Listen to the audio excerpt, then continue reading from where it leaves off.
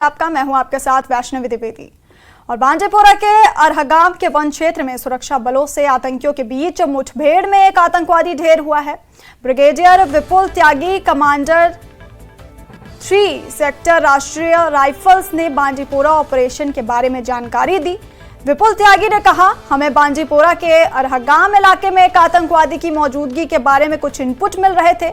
हमने इस इलाके को निगरानी में रखा था। 16 और 17 जून की रात को हमें इसके बारे में एक खुफिया इनपुट मिला। उस आधार पर हमने इलाके में सीआरपीएफ और जम्मू कश्मीर पुलिस के साथ मिलकर एक संयुक्त अभियान चलाया, जिसमें आतंकवादी उमर लोन मारा गया। वो 2008 से सक्रिय आतंकवादी था और ए श्रेणी का आतंकवादी था। वो युवाओं को आतंकवाद में भर्ती करने और कई हत्याओं में शामिल था। उसका खात्मा सुरक्षा बलों के लिए एक बड़ी सफलता है।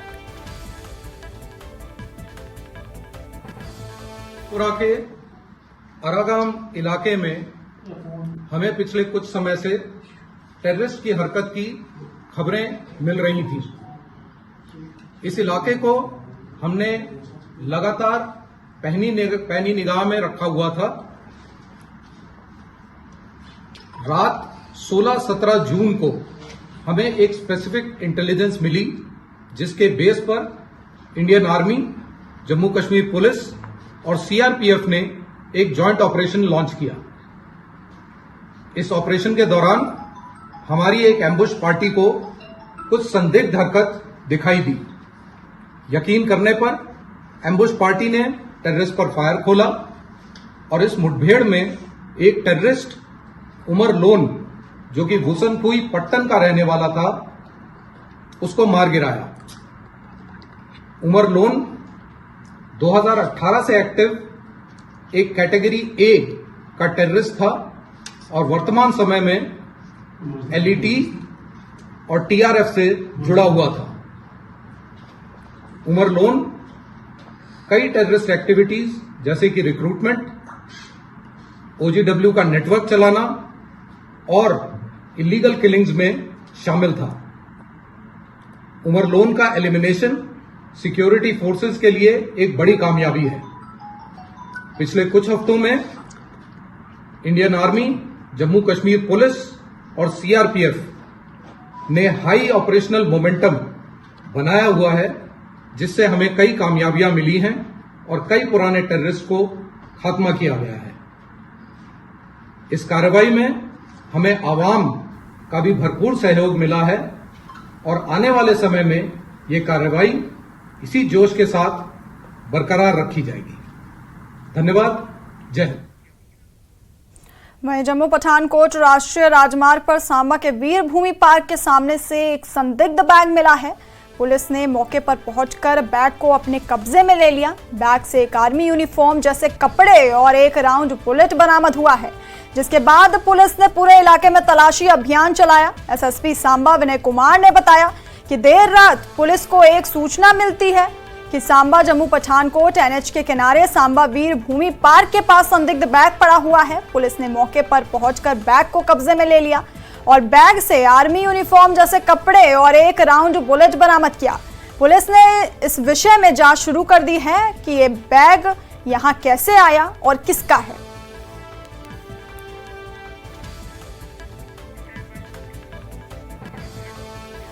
और राजौरी से बड़ी खबर है। यहां नेरल इलाके में एक मिनी बस हादसे का शिकार हो गया। हादसे में 5 यात्री घायल हो गए। घायलों को इलाज के लिए जीएमसी राजौरी भेजा गया।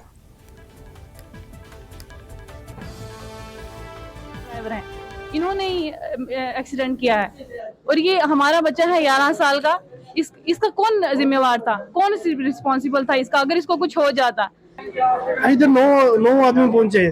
हाँ, बड़ा एक्सीडेंट हुआ है। 9 बंदे यहाँ पहुंचे, 2 रेफर कर दिए जम्मू और बाकी वाले इधर ही ट्रीटमेंट हो रही है। एक मिनी बस ट्रेवल कर रही थी, तो इसमें जो है 9 लोग घायल हुए हैं। एसोसिएटेड हॉस्पिटल जीएमसी राजौरी में हमने उनको रिसीव किया है। तो कुछ पेशेंट्स को पॉलीट्रामा है, जैसे चेस्ट, एब्डोमेन और हेड इंजरी का कंपोनेंट भी है, फ्रैक्चर्स भी हैं, सॉफ्ट टिश्यू इंजरीज हैं मल्टीपल।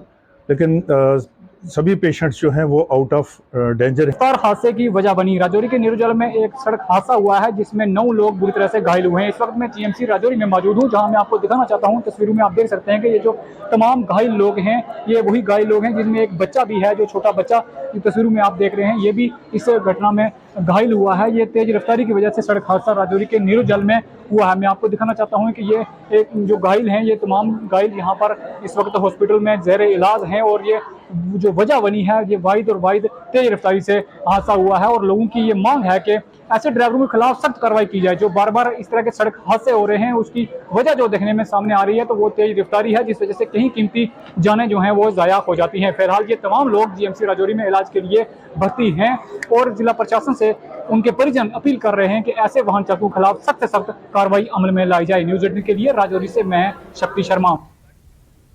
केंद्रीय मंत्री जितेंद्र सिंह आज जम्मू पहुंचेंगे। जम्मू एयरपोर्ट पर केंद्रीय मंत्री जितेंद्र सिंह का भव्य स्वागत किया जाएगा। पीएम मोदी के किसान सम्मान निधि कार्यक्रम में केंद्रीय मंत्री जितेंद्र सिंह वर्चुअली जुड़ेंगे। जम्मू में किसान सम्मान निधि जारी करने के कार्यक्रम में केंद्रीय मंत्री जितेंद्र सिंह शामिल होंगे।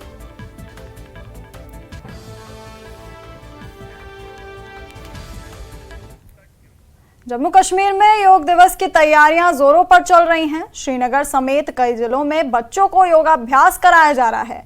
इस बीच जम्मू कश्मीर का एक वीडियो सामने आया है जिसमें झरने के सामने कुछ युवा योगाभ्यास कर रहे हैं, जिसे जेके स्पोर्ट्स काउंसिल ने एक्स पर पोस्ट भी किया है। 21 जून को अंतर्राष्ट्रीय योग दिवस पूरे विश्व में धूमधाम से मनाया जाएगा और पीएम इस बार 10वां योग दिवस श्रीनगर में मनाएंगे।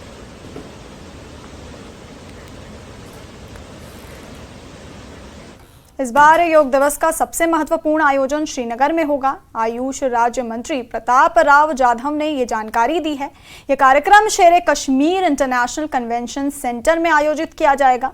गौरतलब है कि इस बार प्रधानमंत्री नरेंद्र मोदी भी श्रीनगर में योग दिवस मनाएंगे। 2015 में हमें पता है कि सबसे पहले दिल्ली में प्रमुख कार्यक्रम हुआ था, माननीय प्रधानमंत्री ने लीड किया था। उसके बाद 2016 में चंडीगढ़, फिर लखनऊ, फिर देहरादून, रांची। कोविड के समय में 2 वर्षीय वर्चुअल मोड में भी हुआ बड़े स्तर पर, और 2022 में मैसूरू में हुआ। पिछले वर्ष माननीय प्रधानमंत्री जी न्यू हेडक्वार्टर में इसको लीड किया और माननीय उपराष्ट्रपति महोदय ने जबलपुर में इसको लीड किया। इस वर्ष ये मुझे आपको बताते हुए बहुत हर्ष हो रहा है, माननीय मंत्री जी इसको विशेष रूप से जानकारी देंगे। इस वर्ष का जो प्रमुख कार्यक्रम है श्रीनगर में होने जा रहा है।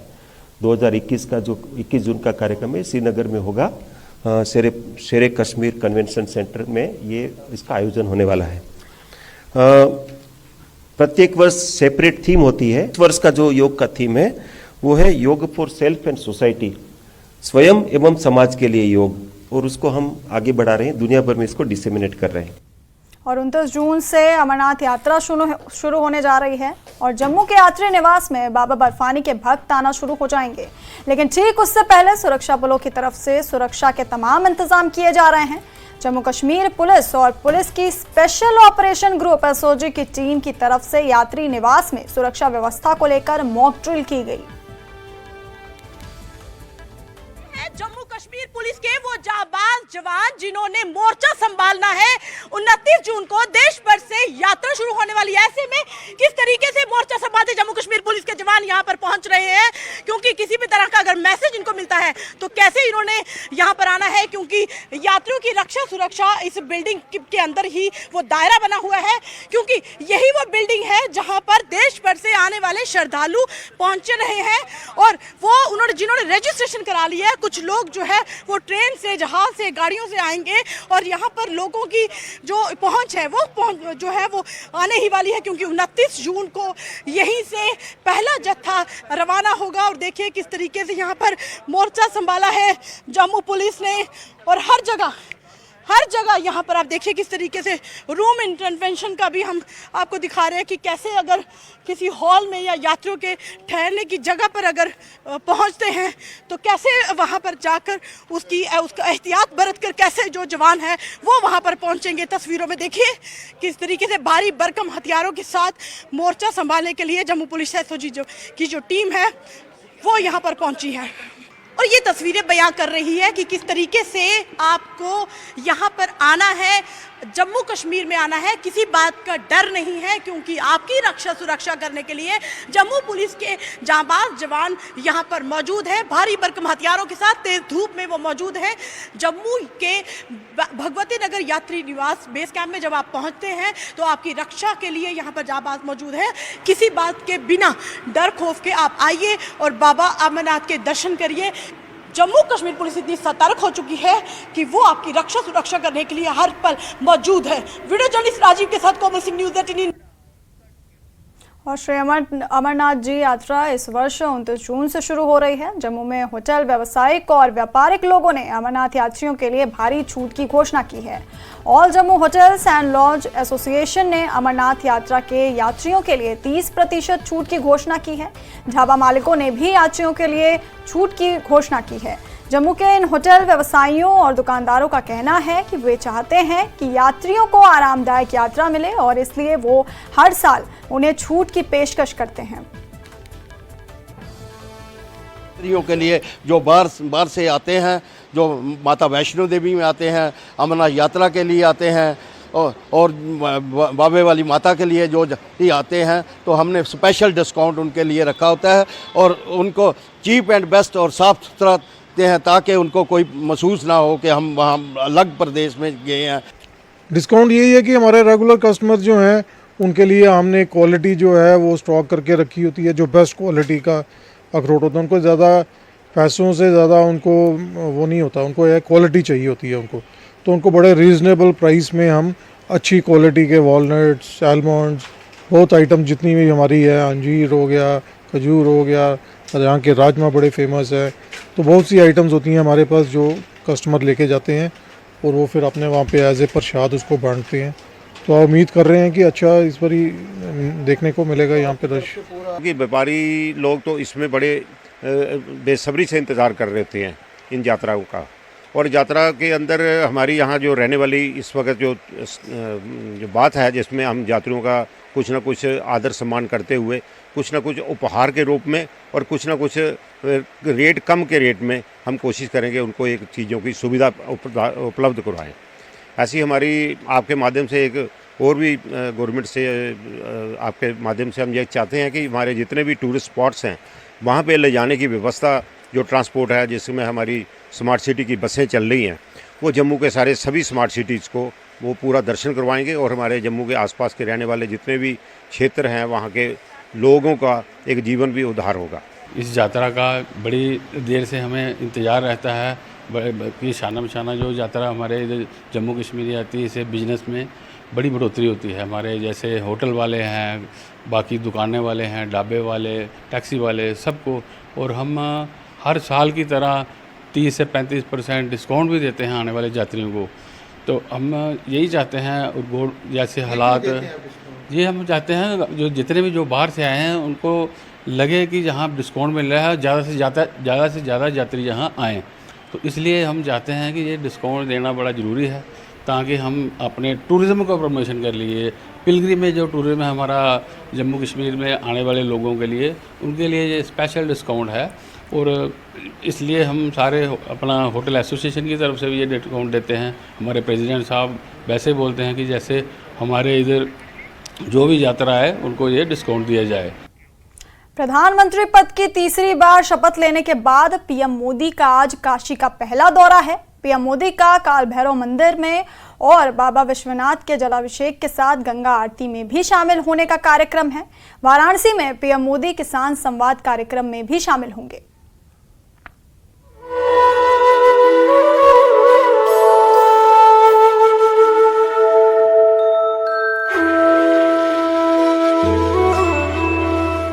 हर हर महादेव। तीसरी बार प्रधानमंत्री बनने के बाद पीएम मोदी अपने संसदीय क्षेत्र वाराणसी आ रहे हैं। पीएम मोदी के दौरे की शुरुआत किसान सम्मेलन से होगी।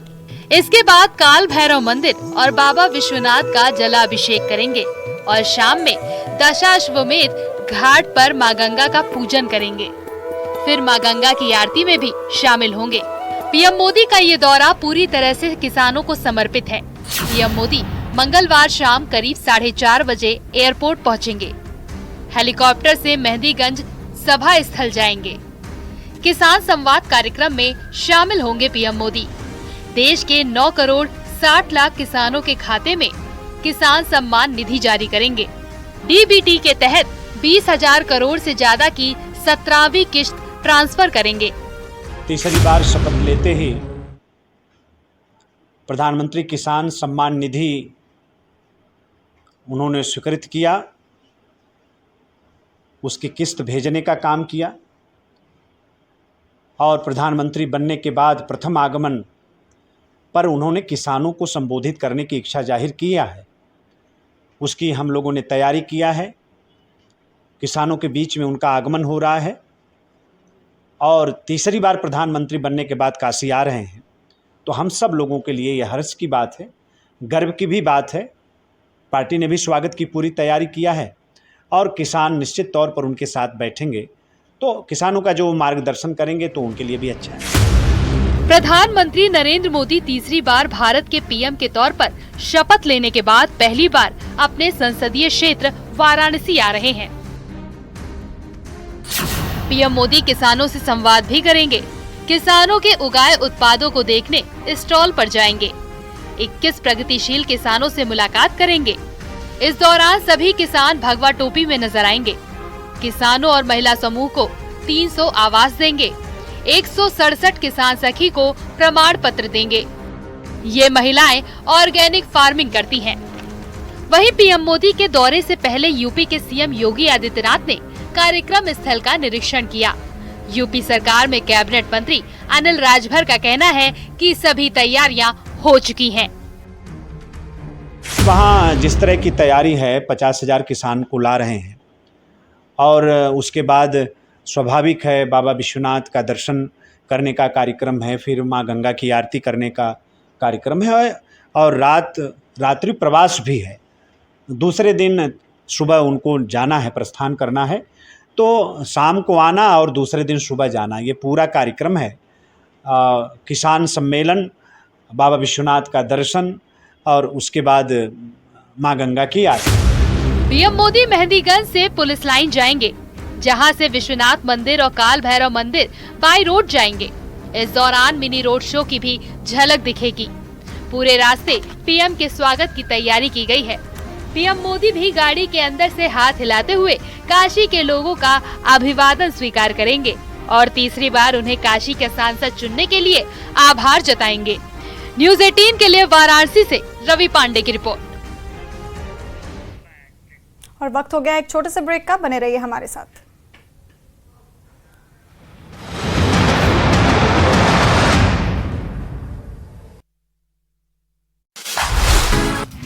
सोलन के मॉल रोड पर ट्रैफिक जाम बना परेशानी का सबब। रोड पर जाम लगने से बढ़ी लोगों की समस्याएं। लोगों ने प्रशासन से की कार्रवाई की अपील।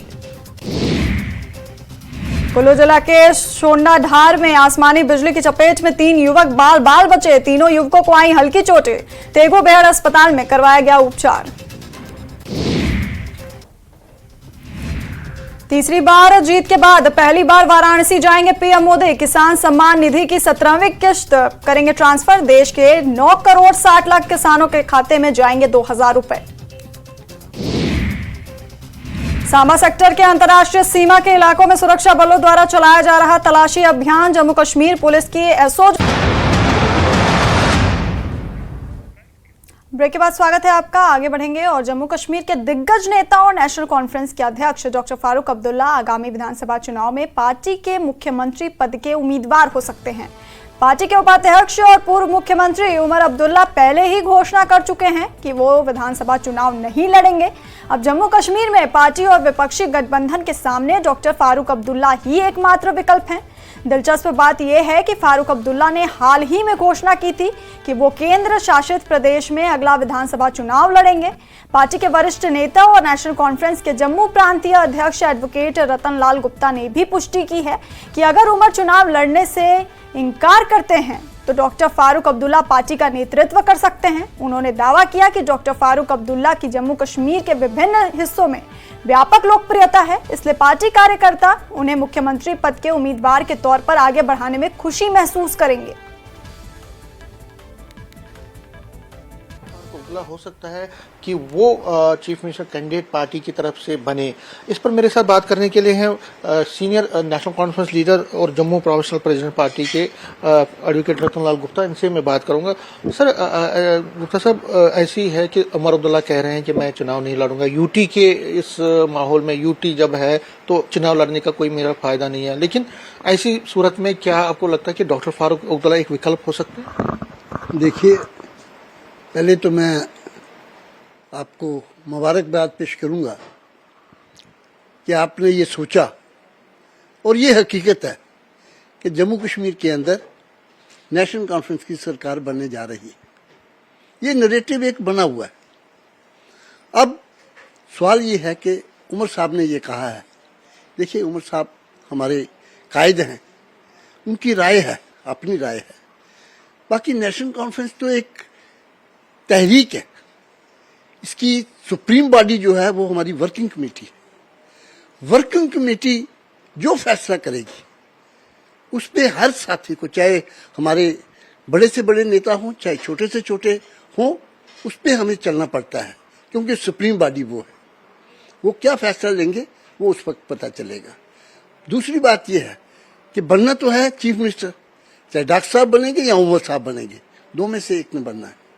तो ये तो मैं, अगर उमर साहब नहीं इंटरेस्टेड है, वो कहते हैं कि नहीं मुझे, तो फारूक अब्दुल्ला साहब आपको लगता है कि ले पाएंगे अभी, क्योंकि उनकी भी उम्र डली हुई है और या उम्र के मतलब जो है एज ज्यादा है उनकी, क्या वो तब भी आपको लगता है कि इसमें लीड कर सकते हैं? देखिए, ये मैं समझता हूं कि आपकी गलत फहमी है। जिस ढंग से पार्लियामेंट के चुनाव में डॉक्टर फारूक अब्दुल्ला साहब ने कंपेन की है, वो तो शायद आज अगर 25 साल का कोई होगा वो भी नहीं कर पाएगा। तो मैं समझता हूं जिस ताकत के साथ और जिस वलवले के साथ लोग उनको प्यार करते हैं, सुनते हैं, उनकी बात सुनी जाती है। और आज भी जम्मू कश्मीर में अगर सबसे पॉपुलर जो नेता है, मैं कहता हूं कि पूरे हिंदुस्तान के अंदर, वो फारूक अब्दुल्ला है, इसके अलावा नहीं है कोई भी। तो वो तो हिम्मत वाले हैं, वो हमें दिलासा देते हैं, हम उनको देख के चल रहे हैं। वो एस्पिरेशन है हमारी कारकुनों की।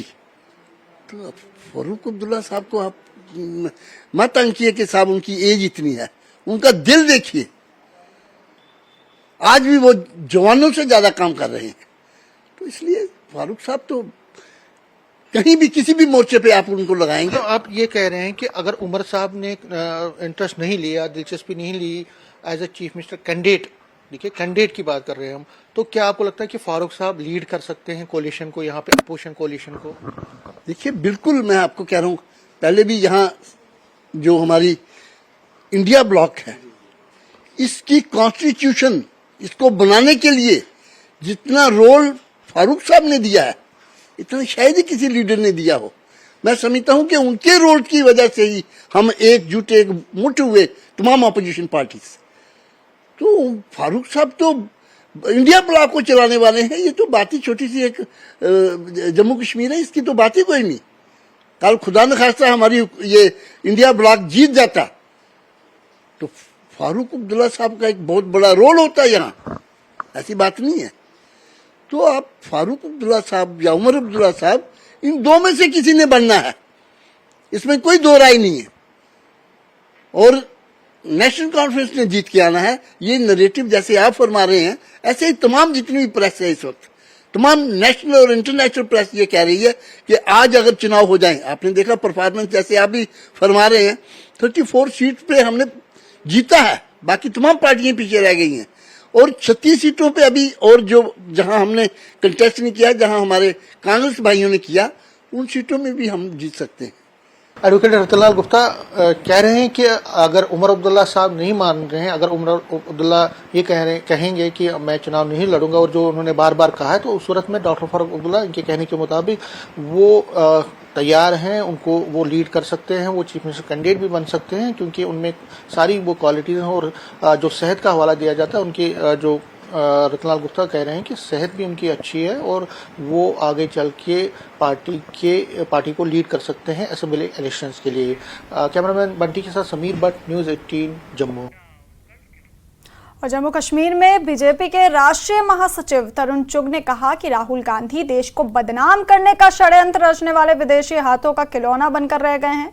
देश के संविधान, देश के लोकतंत्र, देश के संस्थान, देश की संस्कृति पर सवाल उठाना, उसे बदनाम करना, ये कांग्रेस पार्टी का एक नया फैशन बन चुका है। ईवीएम पर सवाल उठाने वाली कांग्रेस केवल हताशा, निराशा में घिरी हुई है।